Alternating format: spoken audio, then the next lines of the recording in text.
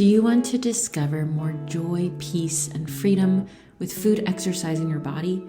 Here we bring a compassionate, holistic, and sustainable approach to fitness so you can fully enjoy the life you want and express your unique self with the world. I'm Michelle Roscoe, and I want to help you find fitness freedom. I'm so glad you're here. So much of health comes down to one thing. And I've touched on this before in previous podcast episodes, but I'm taking a different angle here. So much of health comes down to simply validating your humanity. Validating your body, listening to your body, and learning to give it what it needs. So if you're hungry, you eat. If you're tired, you sleep. If you're restless, you move.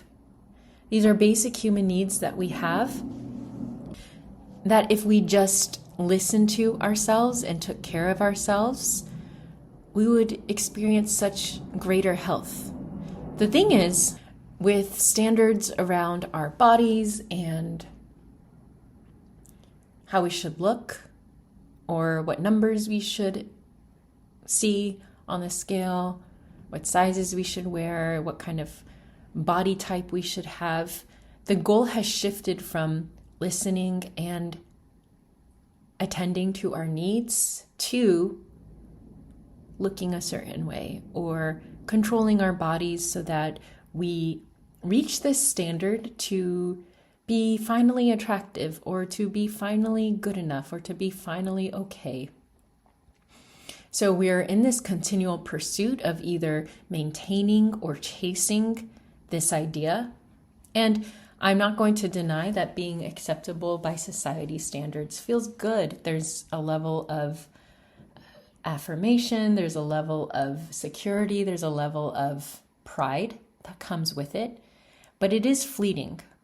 And like Brené Brown says, the opposite of fitting in is belonging. And that's what we need more of, not fitting in or reaching this standard, but belonging, and belonging in our own bodies.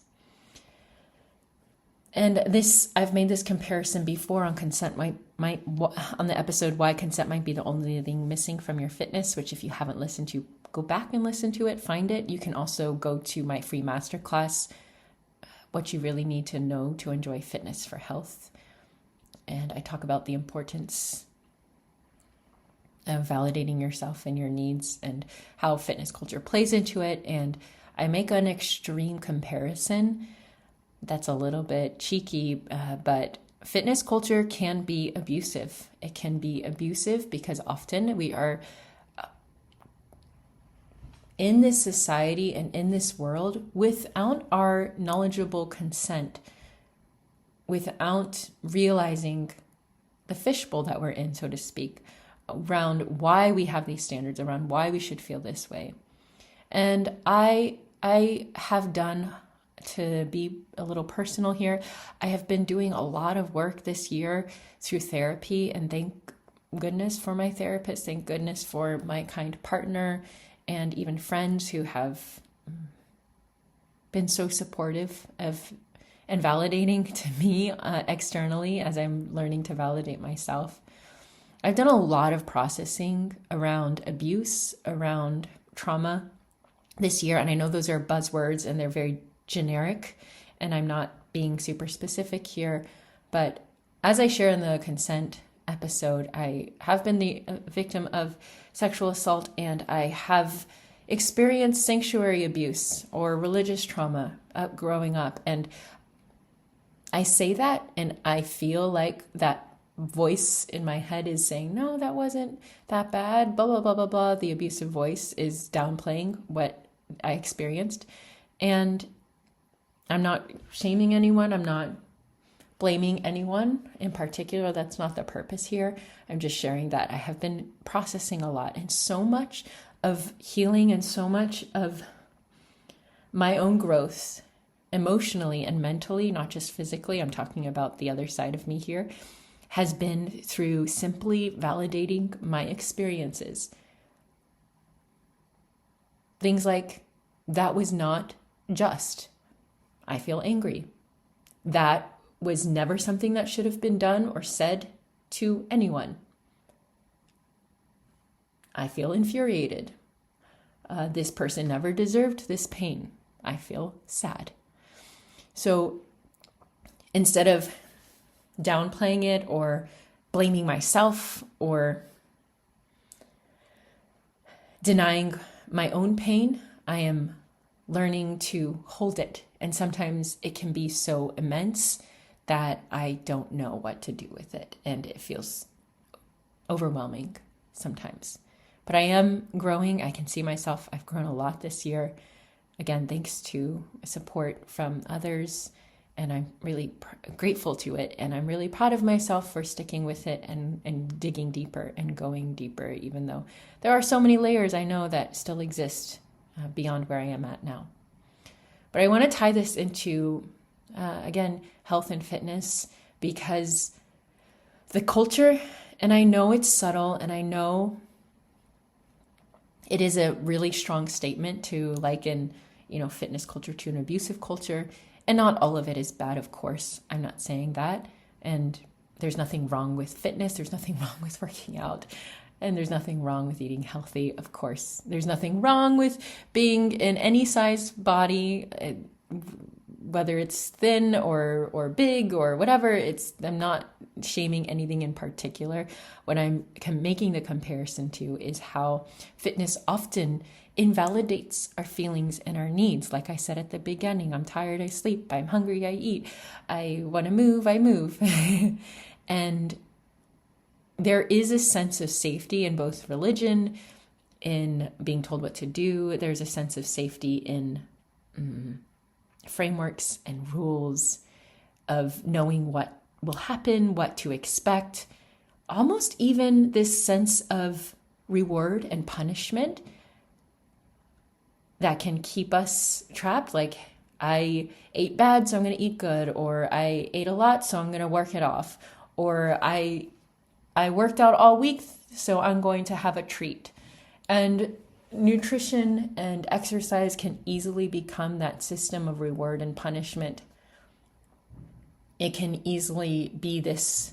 And my point is that I have been in abusive situations chronically and both acutely, and I can recognize what abuse looks and sounds like and what my body feels like in it. And it is no big jump that the environment I grew up in and the eating disorder I developed happened in the same world. So, and an eating disorder is an abusive voice. It is a mean, cruel voice, and it has nothing to do with blaming the victim or making them wrong for following it. It is an abusive voice, and it is a cruel, cruel, cruel mental health disorder. So is depression, and so is anxiety. And in order to heal, and in order to come through this, and we need to validate ourselves and become better at validating our needs and our wants and our body's reactions. Even something as somewhat seemingly distant to our health and fitness. Let's just take periods, for example. Most women have experienced periods, or they do experience periods depending on their choices with their bodies, but we bleed. We bleed out of our vagina every month, and it's become such a taboo, ew, gross, we don't talk about it thing. And it's something that our bodies do. And because of the culture and because of, the other factors at play with patriarchy and sexism, it's seen as something that's less or dirty or bad, but it's actually powerful. And so I'm very open. I've decided a long time ago to be very open about my period as if it's nothing shameful. I used to go to the bathroom and try to hide my tampon. Now I just grab it. It's like, okay, so what? This is normal. It's just as normal as needing to eat or go to sleep or go into the bathroom. These are just basic needs that we have that we've come to shame And like I talk about in that masterclass, it affects predominantly those of us in the minority, women, people of color, queer people, unabled bodied people, all of these minorities that these messages affect the most. So what I'm saying here is it's okay to validate your needs, emotional, mental, and physical. And actually, that is the path to your greatest healing and growth, and discovering your own power is validating exactly who you are, exactly what you are now, accepting yourself. And from that place, I'm not saying that we just do whatever we want, so to speak, although that's not bad advice either.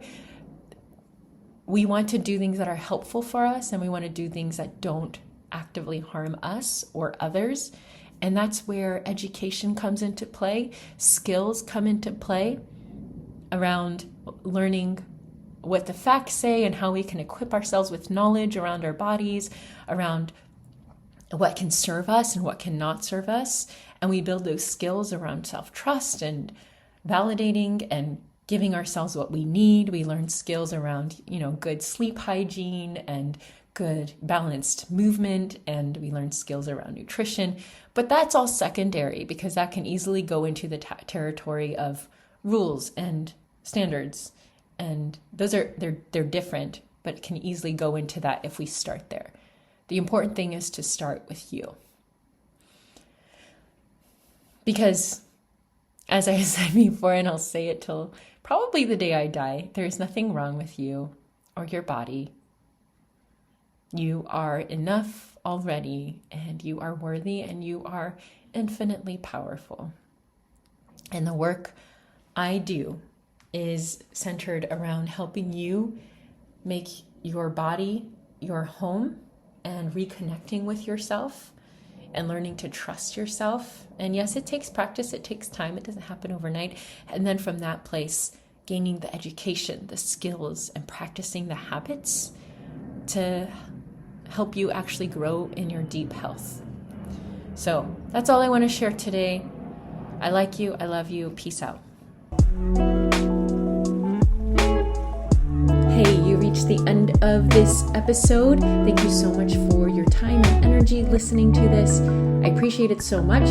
If you would be so kind and generous as to leave a positive review for this podcast, it would mean so much to the growth of this, so that more people can benefit from it. And even more, it would mean even more if you shared this personally with someone who you think would be able to benefit from this, who would appreciate and enjoy it.